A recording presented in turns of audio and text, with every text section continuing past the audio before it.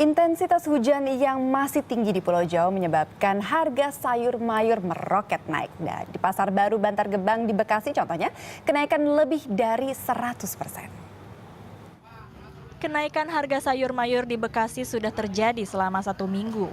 Hal ini disebabkan gagal panen di daerah pemasok sayur mayur karena intensitas hujan yang tinggi. Di Pasar Baru Bantar Gebang, Bekasi, Jawa Barat, hampir semua jenis sayur mayur mengalami kenaikan.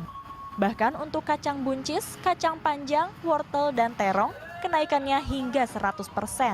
Sekarang itu 50% ada. Pada dikurang-kurangi belanjanya. Kacang panjang yang sebelumnya dijual Rp8.000 per kilo, sekarang harganya Rp18.000 per kilo.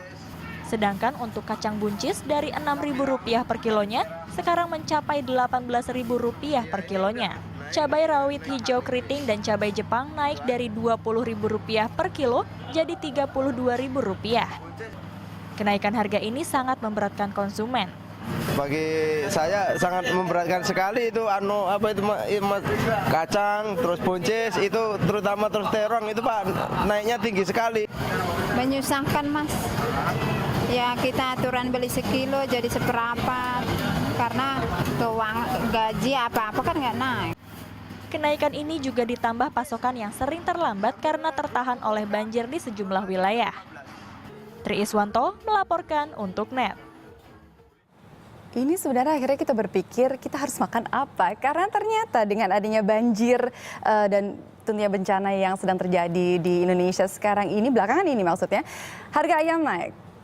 Daging juga naik. Padahal tahun baru udah lewat ya? Sudah, dan itu masih naik. Dan sekarang sayur pun naik. Sampai akhirnya ada beberapa tetangga saya sampai bilang, kalau gitu akhirnya masak apa saja sayur yang ada di depan rumah. Jadi kalau misalnya ada daun pandannya aja dimasak. Oh, sebegitu. Saking mereka keselnya seperti itu. Tapi emang iya sih, kayak tadi misalnya nih saya dapat informasi di Pasar Keramat Jati, katanya juga naik harga, tapi bukan hanya karena banjir, tapi ada permintaan dari Medan katanya, karena untuk bantuan sinabung itu juga. Yes. Jadi banyak faktor sekarang. Banyak faktor seperti dan ada beberapa orang yang akhirnya mereka memanfaatkan keadaan seperti itu kan. Jadi melihat salah satu dari mereka menaikkan harga, ya satunya juga akhirnya menaikkan harga juga. Mudah-mudahan tidak selama yang kita perkirakan, jangan sampai lama-lama. Tapi berbicara tentang sinabung, balik lagi itu mengakibatkan kerugian itu hampir 1 triliun dari pertanian dan perkebunan itu. 1 triliun dari pertanian dan perkebunan. Bukan, jadi pertanian dan perkebunan itu 700 sekian miliar. Kemudian dari properti ya itu sekitar 200 miliar.